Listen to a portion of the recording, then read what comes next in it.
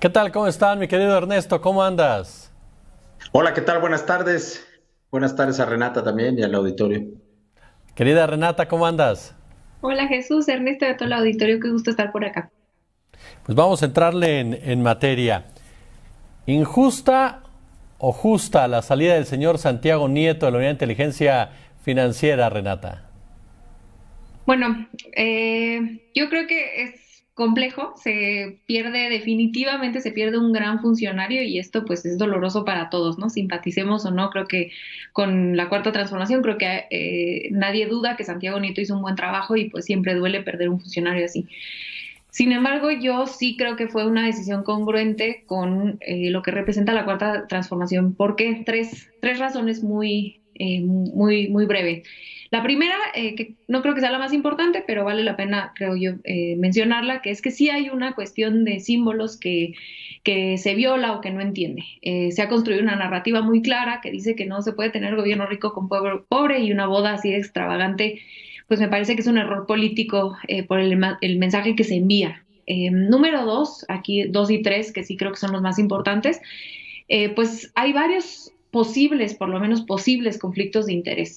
Y aquí se lanza la pregunta de cómo se va a investigar, por ejemplo, algunos de los grandes contribuyentes. Se mencionaba el nombre del dueño del Universal. Si días antes estabas pues tomándote unos tragos en la boda, ¿no? Se vuelve un poco compleja la relación entre estos actores políticos y económicos. Y número tres, creo más importante, al principio del gobierno de Andrés Manuel López Obrador él publicó 50 lineamientos de austeridad. Estos son explícitamente cosas que se pide o que se le exige a los funcionarios de la Cuarta Transformación. Y uno de ellos, digo, hay varios relevantes, pero uno de ellos que es el más importante en este caso, es que los funcionarios de Hacienda, Santiago Nieto era un funcionario de Hacienda, no pueden convivir, dice que no pueden convivir en fiestas o eventos sociales con contribuyentes, proveedores, inversionistas, contratistas. Y pues en esta fiesta, en esta boda había grandes contribuyentes, entonces creo que se violan esas tres cosas y por lo tanto pues es correcto que haya presentado su renuncia. Mi querido Ernesto, la misma pregunta. ¿Fue congruente la 4T al retirar a Santiago Nieto? Pues sí, como bien dice Renata, cuando este gobierno llegó al poder en 2018, pues llegó con una bandera de combate a la corrupción, que no solamente era la corrupción, sino los símbolos de la corrupción, la frivolidad, los excesos. Hablamos de un sexenio de la corrupción y de los excesos, ¿no? Y parte de la campaña de López Obrador y de muchas de las candidatas y candidatos a los diferentes cargos públicos, que además ganaron muchos, pues se basó en criticar esos excesos, ¿no? Peña Nieto y Emilio Gamboa abordando un helicóptero en el Campo Marte para irse a jugar golf, un helicóptero utilizado por un exdirector de Conagua igual para irse de vacaciones, la Casa Blanca, las casas la casa de Videgaray en Malinalco y una infinidad de cosas que resultan excesivas, los viajes de la gaviota en Dubái, en fin, todas esas cosas se convirtieron en un símbolo de lo que muchos votantes rechazaron o rechazamos al momento de votar el 1 de julio de 2018. De manera que me parece que es una decisión congruente y congruente con el actuar del propio presidente. Hoy decía él en la mañana, fíjense, yo el canciller, mi jefe de seguridad y yo para asistir a una asamblea de la ONU, pues me parece que es congruente incluso con una manera de ser de López Obrador la decisión que se toma. Lo lamentable es que el tipo de salida evita juzgar a Santiago Nieto por sus resultados.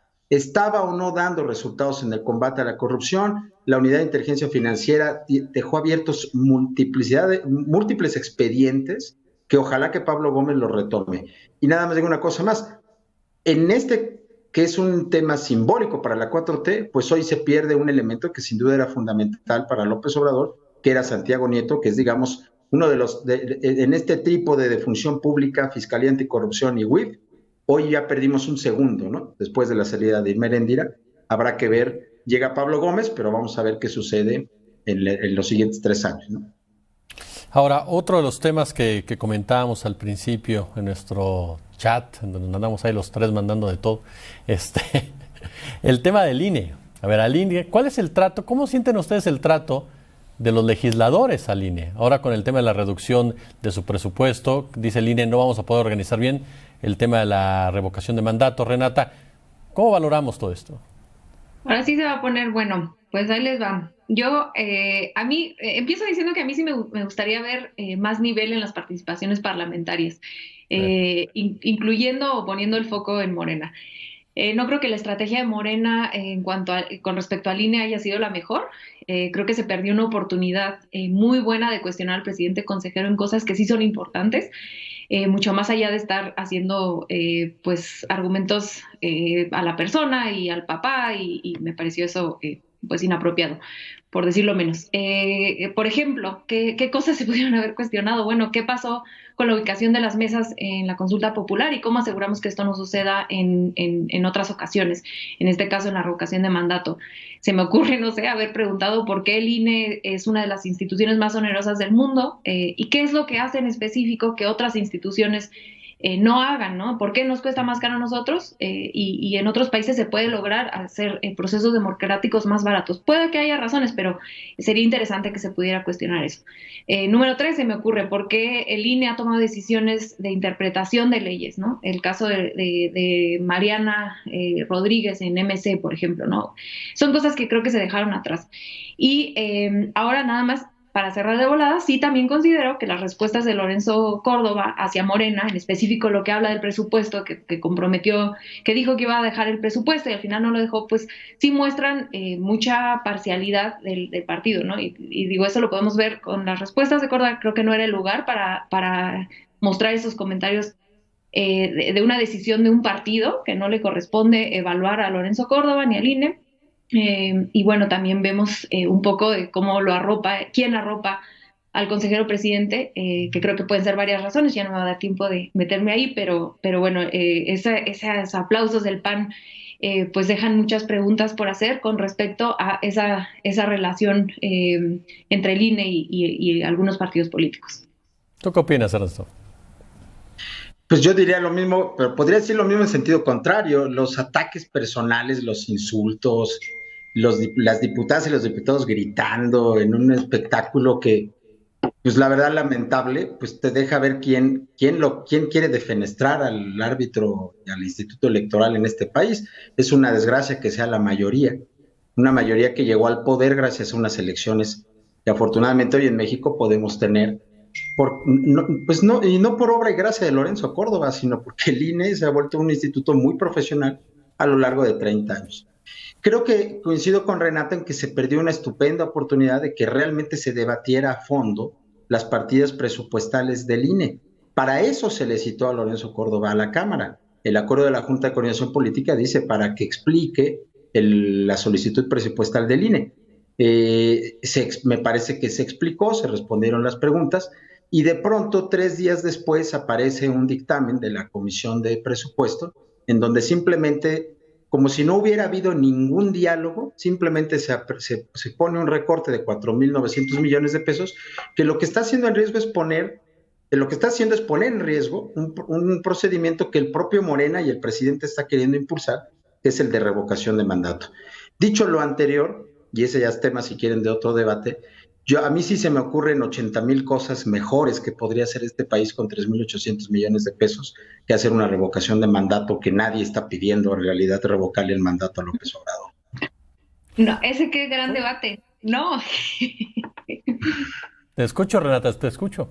Sí, no, bueno, yo diciendo, sobre todo en esta última parte, creo que el tema del presupuesto, al final de cuentas, sí se pierde justamente por estos pleitos y estos gritos que menciona Ernesto, y en eso estoy de acuerdo, y entonces pareciera ser que este recorte que hace Morena o que propone Morena, pues pareciera una venganza y en vez de una posición política. Entonces me parece por ahí una pésima estrategia. Pero entrándole nada más al debate de la revocación de mandato en específico, creo que si no lo hace este gobierno, si el gobierno de López Obrador no impulsa la revocación de mandato, otros gobiernos no van a hacer uso de esta herramienta, muy probablemente. Por lo menos no si entra otro gobierno que no sea de la Cuarta Transformación al poder. Y a mí lo más importante que creo que de repente no se habla es que esto sirve para remover también a gobernadores. Y cómo no quisiéramos que este ejercicio suceda a nivel nacional para después poderse replicar a nivel local. Entonces, claro que es necesario para que, en términos democráticos nada más, no es nada más un símbolo, creo yo. Pero este tema, por ejemplo, que ya planea sobre la mesa Ernesto, te escucho. Es que el problema es justo ese, la concepción, Renata. No es algo que deba poner en práctica el gobierno. Yo le agradezco mucho a López Obrador, como votante incluso de esa opción política en 2018, que lo haya impulsado para ponerlo en el artículo 35, que el artículo 35, como bien sabes, habla sobre los derechos de los ciudadanos. Hoy, gracias a que se cumplió una promesa de campaña, los ciudadanos tenemos en el artículo 35 la posibilidad de que cuando estemos hartos de un presidente y por pérdida de confianza, nos organicemos y pidamos su revocación de mandato. Ya cumplió Andrés Manuel, Renato. No necesita hacer este proceso él, porque nadie está pidiendo que se vaya. Los que están pidiendo el ejercicio no lo están pidiendo para que se vaya, lo están pidiendo para hacer como una gran encuesta de popularidad que francamente no le va a servir nada al país, creo yo.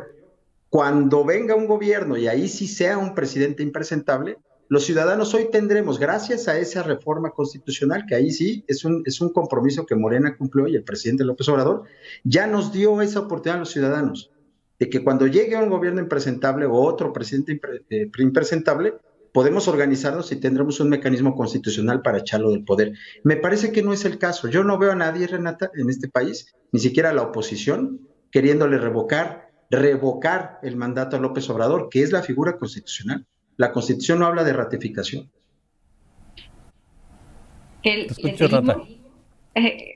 Sí, o sea, entiendo que de manera de procedimiento, por supuesto, ¿no? Pero a mí mi temor es que no porque esté ahí en la Constitución necesariamente la población, sobre todo en una democracia participativa tan joven como la nuestra, que de repente diga, ay, puedo hacer uso de ese instrumento, si no se hace de esta forma. Por supuesto que también tiene, y creo que esto lo habíamos discutido en alguna otra mesa, también tiene esa doble función de organizar, movilizar a la base, dar un segundo impulso, que eso creo que es políticamente válido por parte de Morena de impulsar.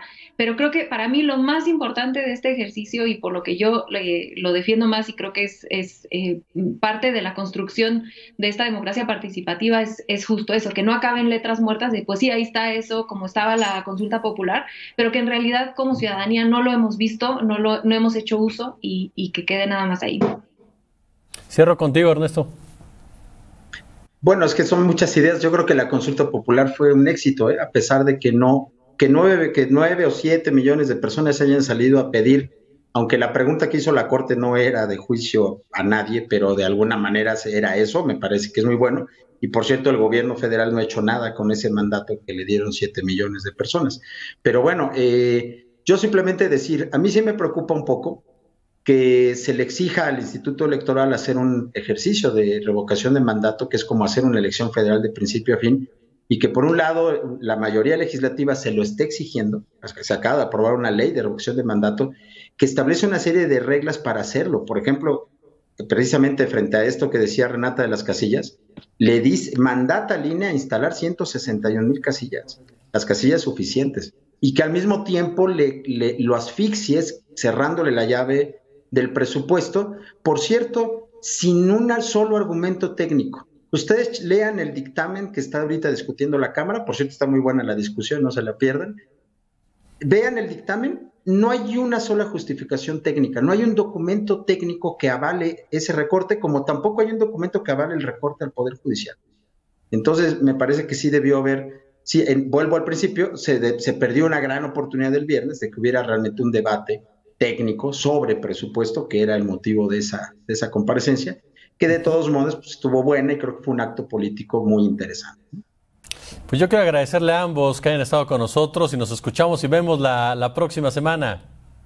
Abrazos a ambos. Nos y al vemos. auditorio. Ahora sí nos pusimos un poco indisciplinados, Jesús, perdón. Estuvo muy bien. Abrazote, gracias. Saludos, doctora Torrent. Hacemos una pausa, no se vaya, regresamos con más. La Octava Noticias, con Jesús Escobar. Regresamos.